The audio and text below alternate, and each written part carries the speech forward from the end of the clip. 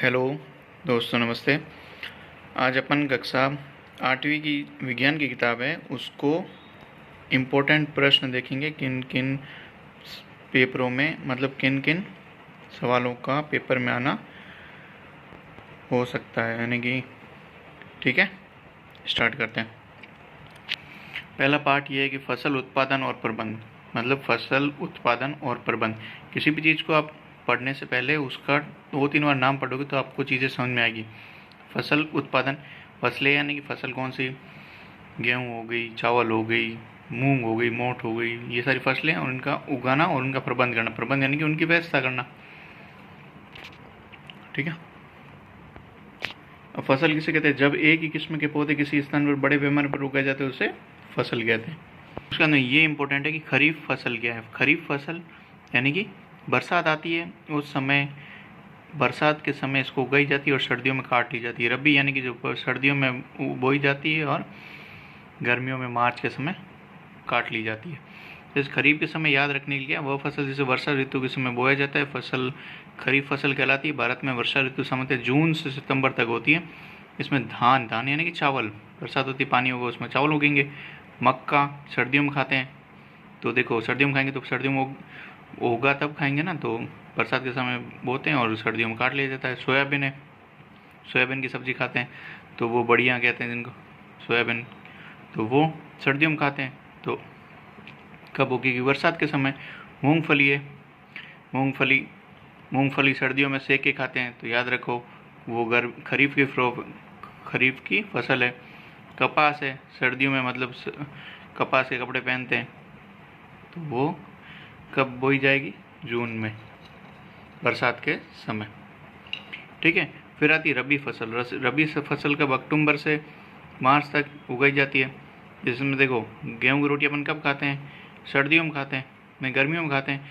गर्मियों में ज़्यादातर खाते हैं ना। खरीफ में तो बाजरी हो गई, तो गर्मियों में खाएंगे तो गेहूँ उगेगा। चना है, मटर है, सरसों है, अलसी है, ठीक है। फिर अगला इस पार्ट में खाद और उर्वरक मिलाना, मतलब इससे क्या होगा? पैदावार अच्छी करने के लिए तथा कीटनाशकों को हटाने के लिए अपन क्या करते हैं? पोषक तत्व बढ़ाने के लिए खाद और उर्वरक मिलाते हैं। आपसे ये इंपॉर्टेंट पूछ सकते हैं कि उर्वरक क्या होता है? ये रासायनिक पदार्थ होते हैं। जैसे यूरिया होता है ना, यूरिया है, अमोनिया सल्फेट है, सुपर फास्फेट, या NPK पूछ सकते हैं। N4 क्या? नाइट्रोजन, P4 क्या हुआ? फॉस्फोरस, और K4 क्या हुआ? पोटेशियम। P4 पोटेशियम और K4 फॉस्फोरस, ये इनके वैज्ञानिक नाम है सारणी के अनुसार।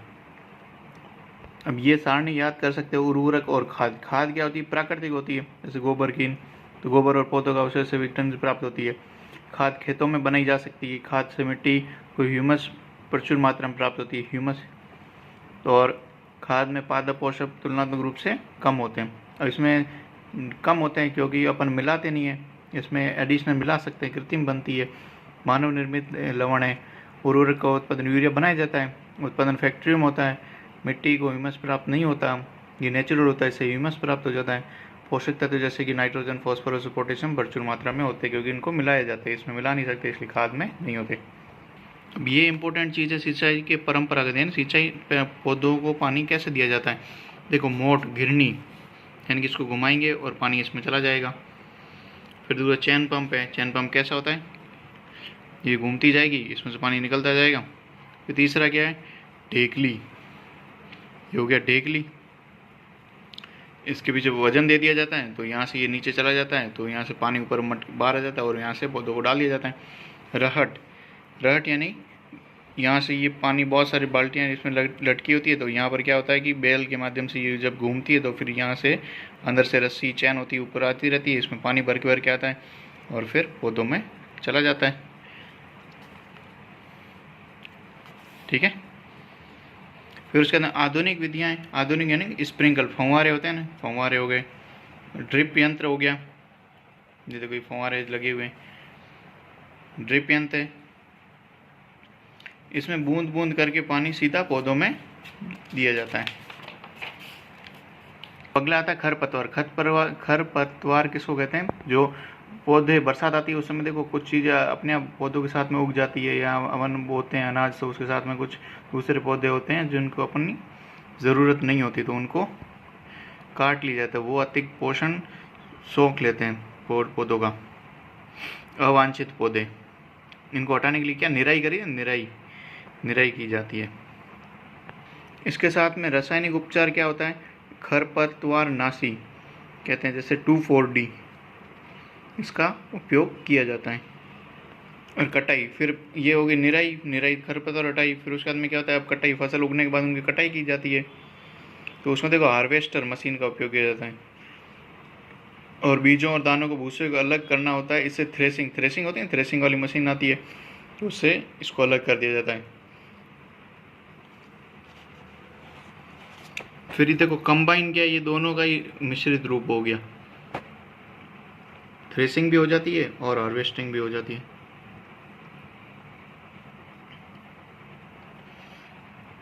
चैप्टर का लास्ट भंडार, यानी उनको सुरक्षित कहाँ रखोगे।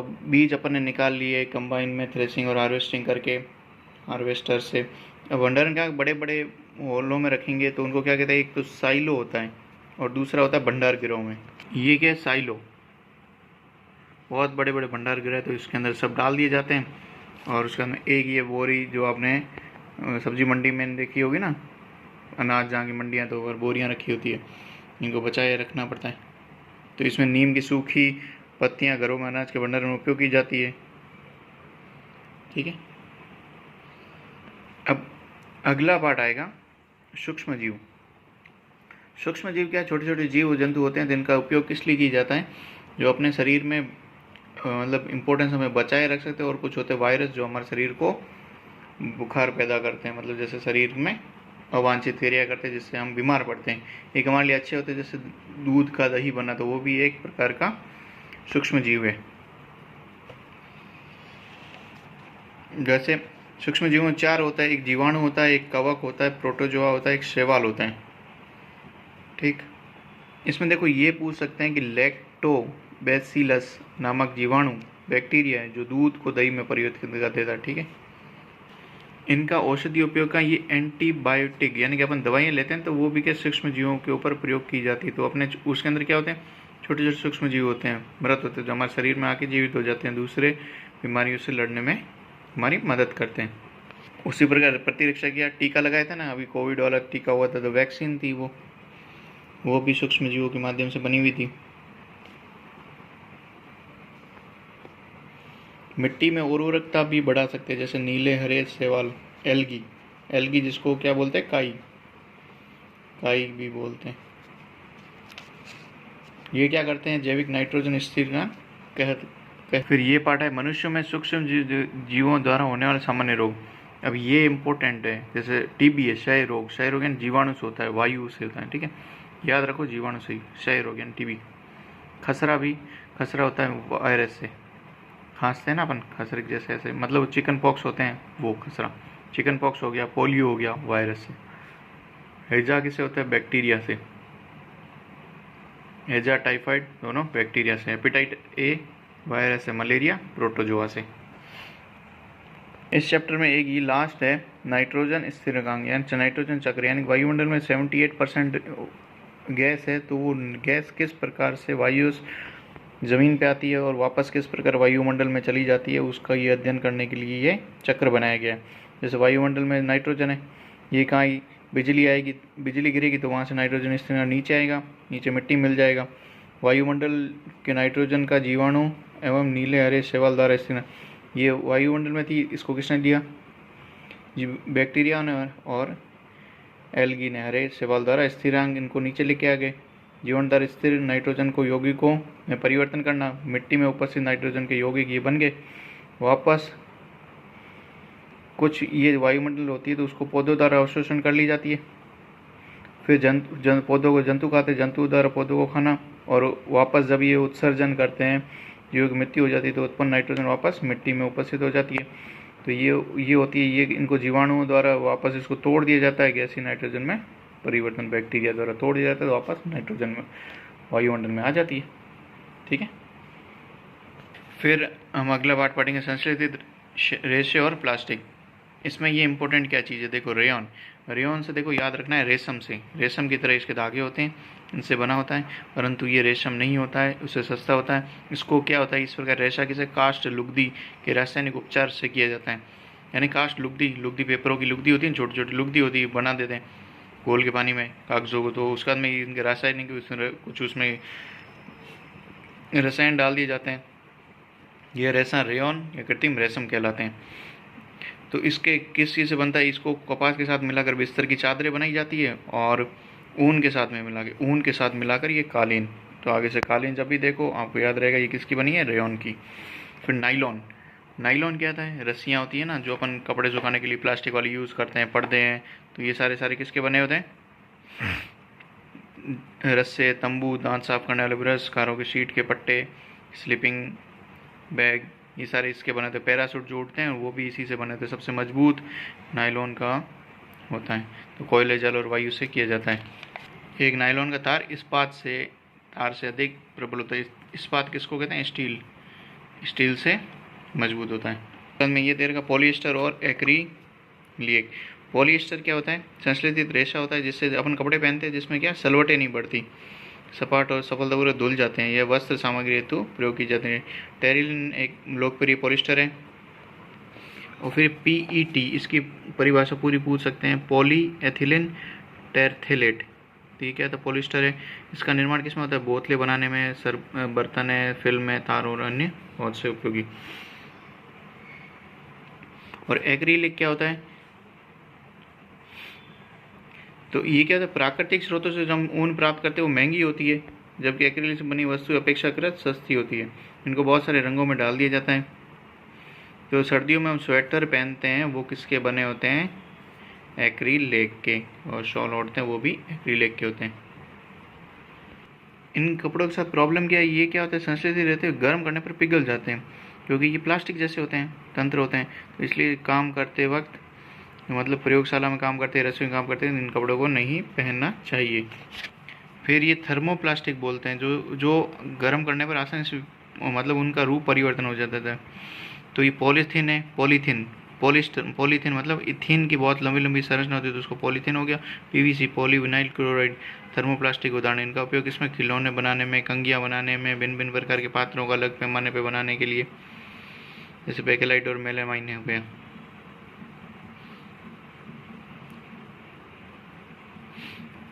मतलब इसमें कुछ ऐसे प्लास्टिक होते हैं जिन्हें एक बार ढांचे में डाल दिया जाता है तो उसमें उष्मा देकर गर्म नहीं किया जा सकता। थर्मोप्लास्टिक जैसे बेकेलाइट हो गया, मेलानाइन हो गया, ये कुचालक होते हैं ऊष्मा और विद्युत के। ये प्लास्टिक कुचालक है, क्या मतलब हो गया कि प्लास्टिक ऊष्मा, गर्मी के और विद्युत यानी कि करंट के, ये कुचालक यानी इनके अंदर से करंट पास नहीं होता, इसलिए बिजली के तार प्लास्टिक से ढके होते हैं। यानी आपने तार देखे उसके ऊपर देखा प्लास्टिक के कवर उसके ऊपर चढ़ा दिया जाता है बड़ा सा, मतलब ताकि उसके अंदर वो बचा रह सके। और खाना बनाने वाले पात्रों के हत्थे, अपन चिमटा, वो जो तवा पकड़ते तवे के पीछे जो बना होता है वो किसका बना था, प्लास्टिक का। इसके साथ में ये आ गया कि पर्यावरण से संबंध में ये है कि जैव निम्नीकरण है, यानी कि कभी ख़त्म होता ही नहीं है, तो इसलिए ये पर्यावरण के लिए अपघटन इसका होता नहीं प्लास्टिक का, इसलिए हमारे पर्यावरण को संदूषित करता है। तो ये आपसे 5 R की थ्योरी पूछ सकते हैं। R मतलब रिड्यूस करना, रीयूज़ करना, रिसाइकिल करना, रिकवर करना, यानी कि इनका उपयोग कम करो, पुनः उपयोग करो, पुनः चक्रित यानी कि वापस उसका यूज़ करते रहो, पुनः प्राप्त करिए, ठीक है। और उपयोग ना करना, इन्हें रिफ्यूज़ कर देना, इसकी मतलब आदत नहीं डालनी। ऑल द बेस्ट, ठीक है। अगला है पदार्थ, धातु और अधातु। धातु क्या होती है, धातु का गुण वह गुण जिससे उसे खींचकर तारों में परिवर्तन किया जाए, तन्मयता। जैसे तांबा होता है, तांबे को अपन खींच के तांबे के वायर बना दिए जाते हैं। लोहे को भी, लोहे के तार होते हैं ना, तार बना दिए गए। ध्वनिक कहलाते हैं। ध्वनिक क्या होते हैं, धातु गायन ध्वनि उत्पन्न, जैसे धातु होते हैं, लोहे को अपन पिटेंगे तो आवाज़ करेगा। कठोर होते हैं, चमकीले होते हैं, आघात वर्ध होते हैं, तन्य होते हैं, दान्विक होते हैं, ऊष्मा और विद्युत के सुचालक होते हैं। लोहे के तार होंगे तो उसमें करंट आएगा तो अपन करंट लग जाएगा। और अधातु कौन से, ये इनके अलावा जैसे धातु के उदाहरण कौन से, आयरन हो गया, कॉपर हो गया, एल्यूमिनियम हो गया, कैल्शियम हो गया, मैग्नीशियम हो गया। और इसके विपरीत क्या, कोयला हो गया, सल्फर हो गया। जैसे पदार्थ नरम है, ये हथौड़े गल के चोट से टूटकर चूरा चूरा हो जाते हैं, इनमें कोई आवाज़ नहीं होती, ऊष्मा कुचालक है। ये पदार्थ अधातु जैसे सल्फर, कार्बन, ऑक्सीजन, फॉस्फोरस इत्यादि। ठीक है, याद रखना ये। फिर ये धातु के ये किस ऑक्सीजन से अभिक्रिया करते हैं, जैसे लोहा है आयरन, उसको Fe उसकी है प्लस ऑक्सीजन के साथ और प्लस जल के साथ में, तो ये क्या बनेगा। ठीक है, ये इसके रिएक्शन कर दी, तब ये देखो लोहे के साथ में पानी और हवा के साथ में इसने रिएक्शन करी, तब जंग लग गया। अब आपसे ये पूछ सकते हैं विस्थापन अभिक्रिया। अभिक्रिया रिएक्शन हो गई, विस्थापन मतलब एक जगह से दूसरी जगह में परिवर्तन होना। जैसे को कॉपर सल्फेट था, उसके साथ में जिंक की रिएक्शन करी, तो जिंक सल्फेट, अब देखो Zn इसके साथ जुड़ गया और कॉपर अलग हो गया, जिंक सल्फेट हो गया। अब इनका उपयोग पूछ सकते हैं, धातु का उपयोग कहाँ होता है, मशीनें बनाने में, मोटर गाड़ियाँ बनाने, वायुयान, रेलगाड़ियाँ, उपग्रह, औद्योगिक साथ समझ में, इनके लिए होता है। और अधातु किस लिए होता है, हम शोषण करते हैं, वो कार्बन डाइऑक्साइड अंदर लेते हैं, तो सारी हमारे अंदर शोषण करते हैं, छोड़ते तो फिर अंदर तो आती है ना, जीवन के लिए आवश्यक है। उर्वरकों में पौधों के लिए सल्फर का उपयोग किया जाता है, जल शुद्धिकरण है।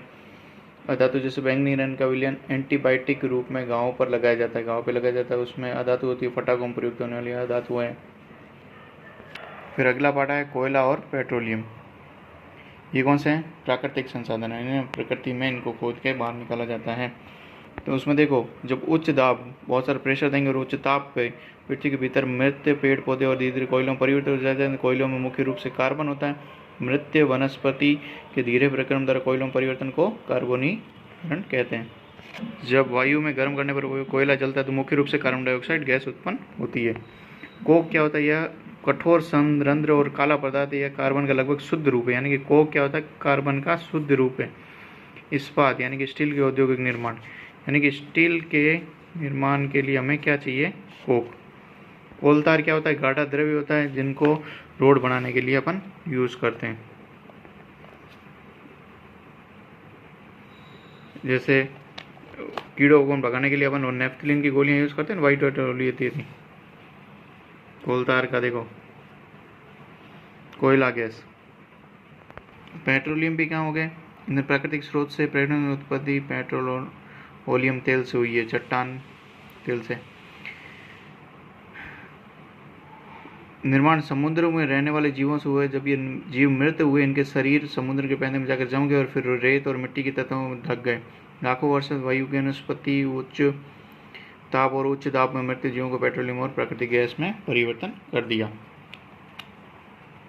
तो ये इंपॉर्टेंट है, कैसे बनता है, समुद्र में रहने वाले जीवों को, जब ये पुराने जीव मर गए, खत्म हो गए, इनके ऊपर जमीन होती चली गई, प्रेशर बढ़ता गया, तो ये उसमें परिवर्तन हो गया। जैसे अपने तो यहाँ प्रमाण मिल गया ना, बाड़मेर में हो रखे हैं, पेट्रोलियम मिला है। तो पेट्रोलियम कैसे मिला, रिफाइनरी यहाँ लग रही, पेट्रोल मिला क्योंकि यहाँ पर साक्ष्य थे कि यहाँ पर पुराने ज़माने में समुद्र में था, तो 33 सागर जिसको कहते हैं। ये देख लीजिए, पेट्रोलियम परिष्करणीय है, तो इससे पेट्रोलियम निकलता है, रिफाइनरी जिसको कह सकते हो। अब प्राकृतिक गैस क्या हो गया, प्राकृतिक कंप्रेस्ड नेचुरल गैस, जीवाश्म ईंधन होता है जिनको पाइपों के द्वारा निकाला जाता है कंप्रेस्ड करके, कंप्रेस्ड नेचुरल गैस। ये कम प्रदूषण वाली होती है, इसका यूज़ बहुत जगह किया जाता है। अब आपसे ऐसे पूछ लिया जाएगा, LPG लिक्विड पेट्रोलियम गैस, घरों और ईंधन के रूप में होता है, पेट्रोल होता है, गाड़ियों को चलाने के लिए, मिट्टी का तेल, स्टोव और ये चलाने के लिए, वायुयान, देखो जेट वायुयान के लिए ईंधन कौन सा होता है, मिट्टी का तेल। डीजल है, डीजल भी गाड़ियों को चलाने के लिए, जनरेटर चलाने के लिए। स्नेहक मतलब तेल, लुब्रिकेंट मतलब ग्रीस जिसको कह सकते हो। पैराफिन मोम, मलहम, मोमबत्ती बनाने के लिए, वैसलीन बनाने के लिए, बिटुमिन सड़क और पेंट बनाने के लिए। ठीक है, अगला है दहन और ज्वाला, चलते कैसे हैं। अब ये परिभाषा पूछ सकते हैं, ज्वलन ताप क्या होता है, वह न्यूनतम ताप जिस पर कोई पदार्थ चलने लगता है उसे ज्वलन ताप कहते हैं। ज्वलनशील पदार्थ कौन कौन से होते हैं, जैसे पेट्रोल हो गया, अल्कोहल हो गया, द्रवित LPG गैस हो गई। इस पार्ट में अगर ये पूछ सकते हैं कि कार्बन डाइऑक्साइड गैस की अधिक मात्रा संबंधित विश्व उष्णन ग्लोबल वार्मिंग के लिए कौन सी गैस उपयोगी है, कार्बन डाइऑक्साइड। और आपसे पूछ सकते हैं अम्ल वर्षा किस लिए होती है, सल्फर और नाइट्रोजन का ऑक्साइड जब वर्षा जल में घुल जाते हैं तो उसे अम्ल वर्षा कहते हैं। फिर अगला पार्ट आ गया पौधों और जंतुओं का संरक्षण। अब वन उन्मूलन इसके कारण वन उन्मूलन पेड़ों को क्यों काटा जाता है, क्यों काटा, क्योंकि घर बना, कृषि भूमि के लिए काटा जाता है, कृषि करने के लिए, घरों के कारखानों के निर्माण के लिए, फर्नीचर निर्माण करने के लिए। अगर पेड़ पौधों काट दिए जाएंगे तो फिर क्या होगा, एक तो होगा कि मतलब पेड़ पौधों से बरसात नहीं आएगी, जल तक वो तो सूखा पड़ जाएगा, तो मरुस्थल हो जाएगा, उर्वरक खत्म हो जाएगी, कृषि नहीं होगी। अब वन और वन्य प्राणियों का संरक्षण, इनको संरक्षण करने के लिए हमें क्या करना चाहिए, इसके लिए ये 3 तरीके हैं। वन्य जीव अभयारण्य, वह क्षेत्र जहाँ जंतु और उसके आवास किसी भी प्रकार से विक्षोभ से सुरक्षित रहते हैं, वन्य जीव अभयारण्य बना दिया। राष्ट्रीय उद्यान, वन्य जंतुओं के लिए आरक्षित क्षेत्र जहाँ पर वह स्वतंत्र रूप से आवास और प्राकृतिक संसाधनों का उपयोग कर सकते हैं।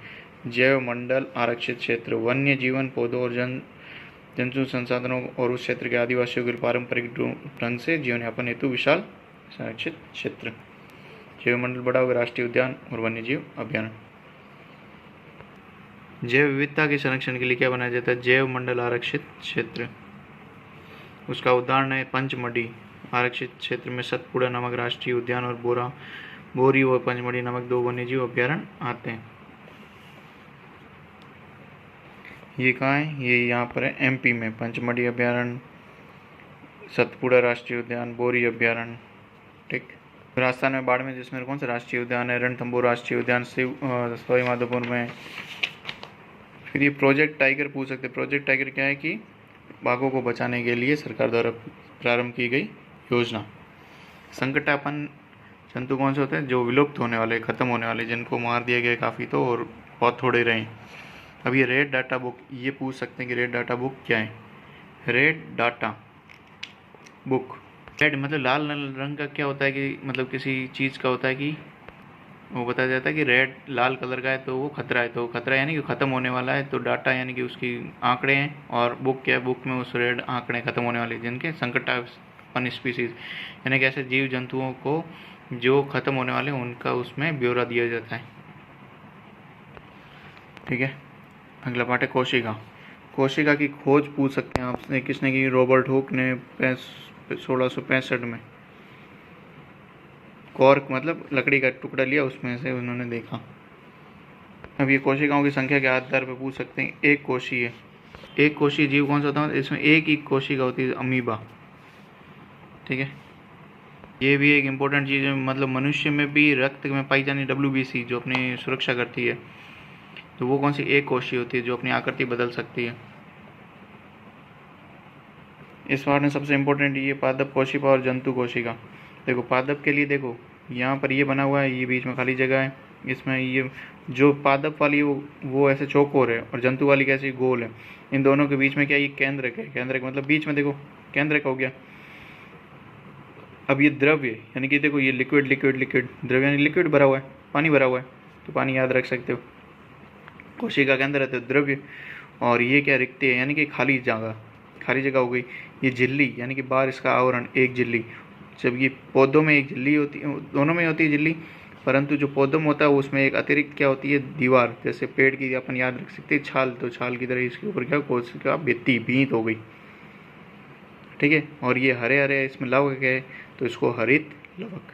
जैसे पेड़ पौधे हरे होते हैं तो हरित लवक से याद रहे, इसको प्लेटलेट्स कहते हैं। एक बार फिर देख लीजिए, ये दोनों मतलब जानवरों में गोल होती है, इसमें चौकोर होती है, इसमें दोनों में बीच में केंद्रक होता है, इसमें कोशिका द्रव्य दोनों में होता है, रिक्तियाँ होती है दोनों जगह, खाली जगह होते हैं, कोशिका झिल्ली होती है, और साथ में इसमें हरित लवक होते हैं, और कोशिका भित्ति पौधों में होती है। फिर अगला आ गया जंतुओं में जनन। अब ये पूछ सकते हैं कि जनन में सबसे इम्पोर्टेंट हाइड्रा। देखो ये हाइड्रा ऐसा प्राणी है जो अपने छोटे छोटे इसमें जनन करता रहता है। मुकुलन क्या पूछ रहे, मुकुल क्या है, इसमें अलैंगिक जनन होता है, जो अपने ही शरीर में से, कोई और इसमें नहीं है, अपने ही शरीर में से इसमें अंग निकल आते नहीं, वहाँ से नया हाइड्रा निकल आएगा। अमीबा हो गया। ये छोटा सा सवाल बन सकता है कि कौन सी ऐसी भेड़ है, उसका नाम क्या है जो क्लोन से बनी है, तो उसका नाम क्या है, डॉली याद रखना नाम। अब ये अगला पार्ट है किशोरावस्था की, और किशोरावस्था सबसे इम्पोर्टेंट है, छोटे जन्म से लेके लगभग यहाँ से कब से प्रारंभ होती है, 11 वर्ष से प्रारंभ होती है, और 18, 19, 20 तक उम्र तक ये चलती है किशोरावस्था।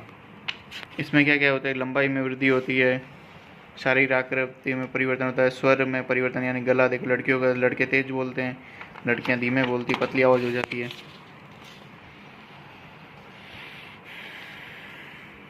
जनन अंगों का विकास हो जाता है, मानसिक बौद्धिक और सब चीज़ें इसमें परिवर्तन हो जाती है। ये पूछ सकते हैं पुरुष यौन मतलब पुरुष के लिए कौन सा हार्मोन निकलता है, टेस्टोस्टेरोन, और स्त्री में एस्ट्रोजन। इन दोनों को नियंत्रित करते हैं कि कौन सा होता है, पिट्यूटरी ग्लैंड, जो इनको पीयूष ग्रंथि के माध्यम से इनको नियंत्रित किया जाता है। देखो लड़का और लड़की होने के लिए क्या होता है, एक्स एक्स दोनों में गुणसूत्र, मतलब पुरुष में तो एक्स वाई होता है और स्त्री में एक्स एक्स होते हैं। तो फिर याद रखने के लिए है कि जब लड़का होने के लिए जब आदमी का वाई गुणसूत्र मिले और महिला का एक्स मिले तब ये लड़का होता है। अगर दोनों आदमी का एक्स मिल गया, लड़के का एक्स मिल गया तो वो मादा हो जाएगी। देखो थायराइड ग्रंथि इसके अलावा कौन सी होती है, जो गला गंडकल हो जाता है ना, बड़ा सा गला हो जाता है जिनका, तो वो थायराइड ग्रंथि। तो उसके लिए ये एक चित्र पूछ सकते हैं। पीयूष ग्रंथि सर में होती है, थायराइड ये गले वाली हो गई, एड्रिनल हो गई, और अग्नाशय स्त्रियों में अंडाशय की स्थिति होती है, और वसन पुरुषों में होती है। मतलब ब्लड के अंदर नमक की मात्रा को संतुलित करता है वो कौन सी होती है, एड्रिनल नामक हार्मोन का सेवन करती है। चिंता और ये हमें इनसे हमें दूर करती है। पीयूष ग्रंथि क्या होता है, वृद्धि हार्मोन का श्रवण भी करती है। अगला आ गया बल और दाब।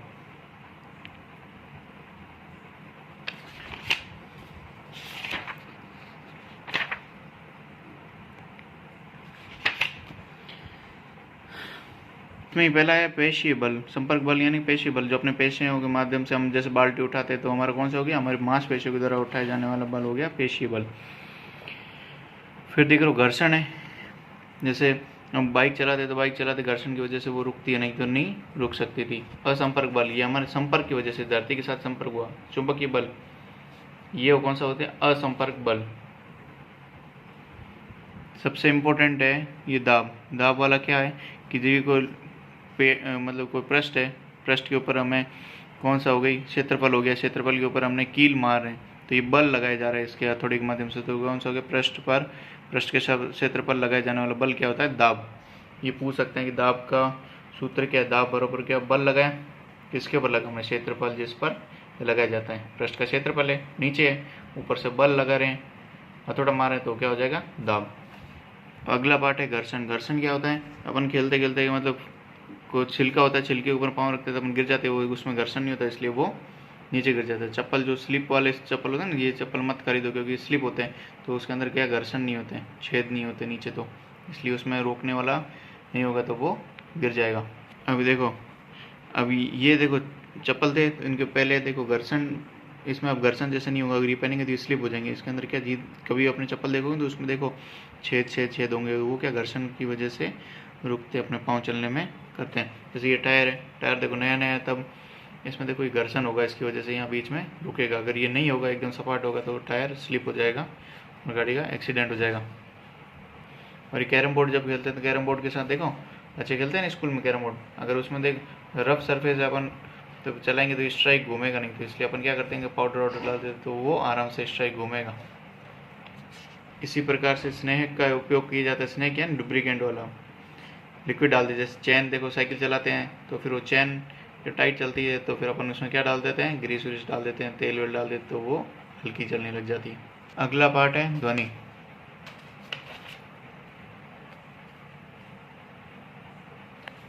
तो कंपन किसे कहते हैं, कोई वस्तु है कि अपनी माध्य स्थिति के इधर उधर या आगे पीछे करने वाली गति को क्या कहते हैं, कंपन। ये पूछ सकते हैं कि ध्वनि को एक जगह से दूसरी जगह जाने के लिए क्या चाहिए, माध्यम चाहिए। जैसे हवा एक माध्यम है, परंतु अगर निर्वात यानी खाली जगह है तो वहाँ पर ध्वनि संचरण नहीं हो सकता। तो पूछ सकते हैं कि ध्वनि का संचरण कहाँ नहीं हो सकता, वो निर्वात में, खाली जगह में। अब ऐसे सवाल पूछ सकते हैं शोर और संगीत। शोर मतलब आदमी को जोर से चिल्लाते हैं तब वो शोर हो गया, अच्छी नहीं लगती, और सुस्वर ध्वनि है तो अपन उसको आराम से सुन सकते हैं। ध्वनि प्रदूषण कैसे हो गया, जैसे शादी वादी में लाउड स्पीकर चलाते हैं, मशीनों की आवाज़ होती है, रेडियो होते हैं ज़ोर ज़ोर से। फिर अगला पार्ट है कि विद्युत धारा के रासायनिक प्रभाव। विद्युत धारा के रासायनिक प्रभाव ये होंगे, देखो अपन किसी बीकर में लेंगे, पानी है तो पानी के अंदर अपन कुछ रसायन डालेंगे तो वो धारा प्रवाहित होती हुई दिखेगी, नहीं तो नहीं दिखेगी, नहीं होगी। शुद्ध जल होगा तो उसके अंदर विद्युत धारा नहीं होगी क्योंकि उसमें किसी प्रकार के लवण नहीं है।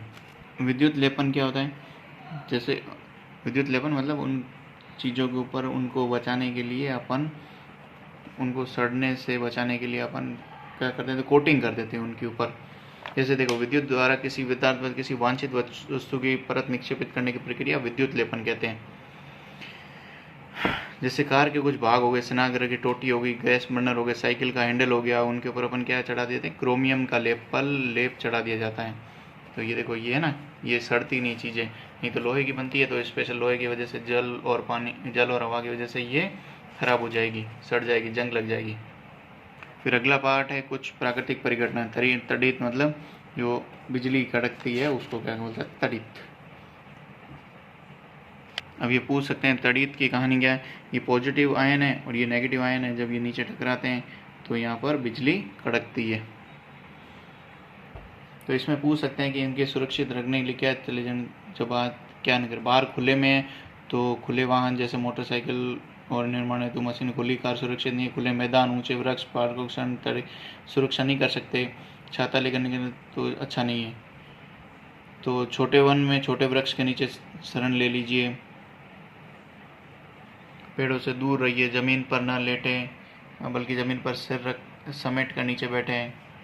घर के भीतर हो तो किसी टेबल के नीचे छुप जाएं यूँ, और लाइट के बल्ब है वो बंद कर दें।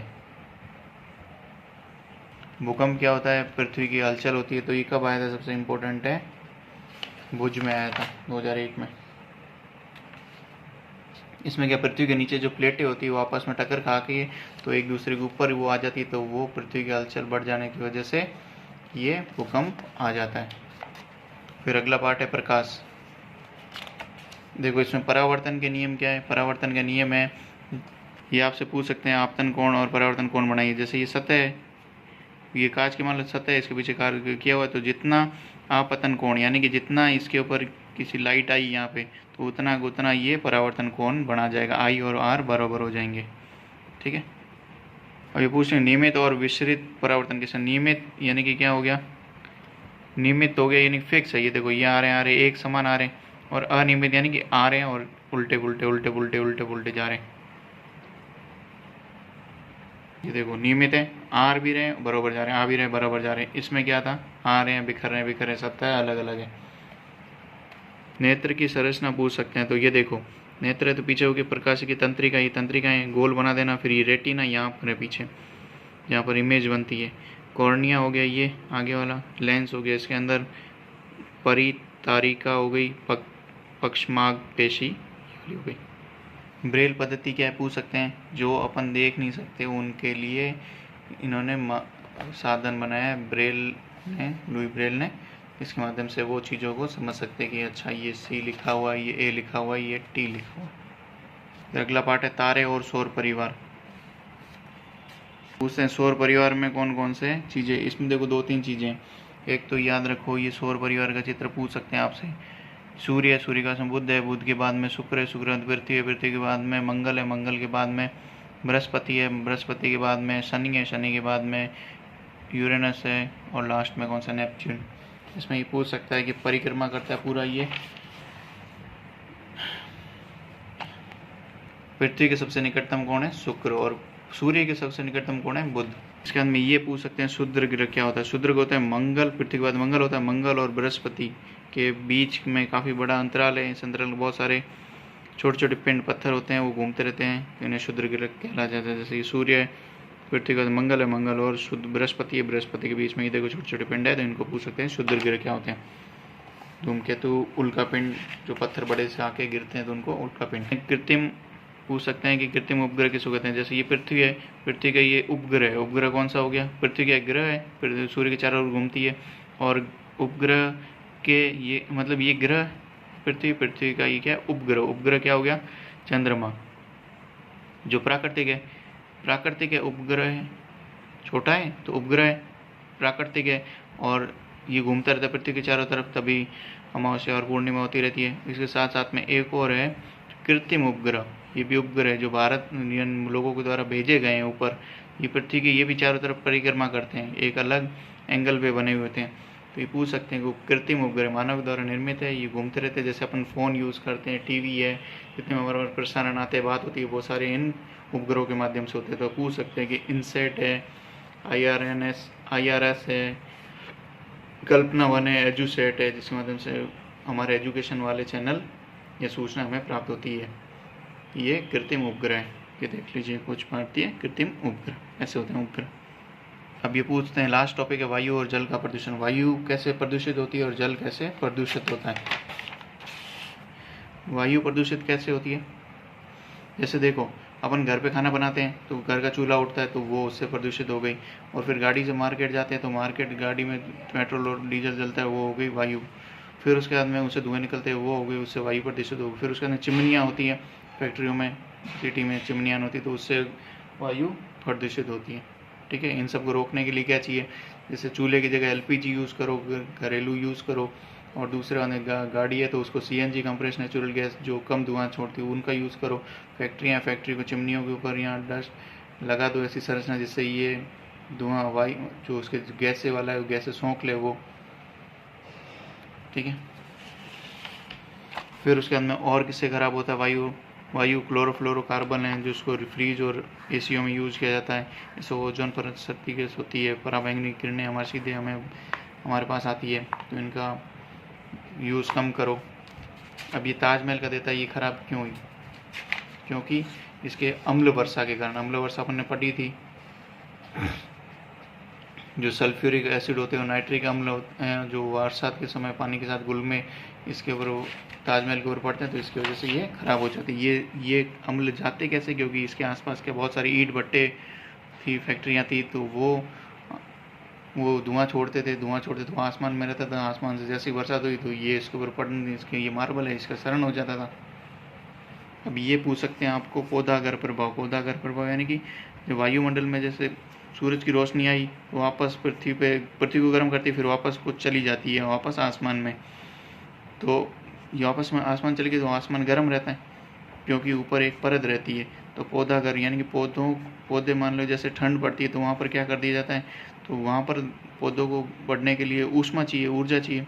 ऊर्जा क्या चाहिए, तो यहाँ से सूरज की रोशनी आई तो यहाँ उसको कांच का घर बना दिया, तो यहाँ से ये इसको ऊष्मा मिली, उसके अंदर ऊष्मा वापस जो लौटती है वो इस कांच के घर में ही रहती है, जिसके ये गर्म बना रहता है इसका वातावरण, और ये पौधे बढ़ते रहते हैं। तो ये हो गया पौधागर प्रभाव।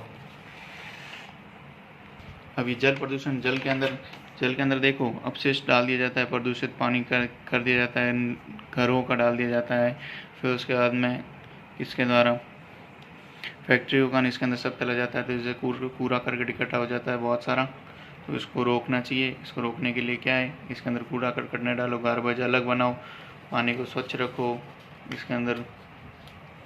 ठीक है, तो इसमें ट्रीटमेंट प्लांट करे जाते हैं, जल उपचार संयंत्र बनाए जाते हैं बड़े बड़े, तो कम उपयोग करो, पुनः उपयोग करो, पुनः प्राप्त करना चाहते हैं। फिल्टर लगाए जाते हैं, जैसे अपने घर पे RO लगे होते हैं ना, RO को भी अपन चेंज करके देख सकते हैं, तो उसके अंदर भी गंदा पानी आता है तो अपन उसको यूज़ कर सकते हैं। जैसे रासायनिक विधि के माध्यम से क्लोरीन की गोलियां डालनी चाहिए, विरंजन चूर्ण डालना चाहिए।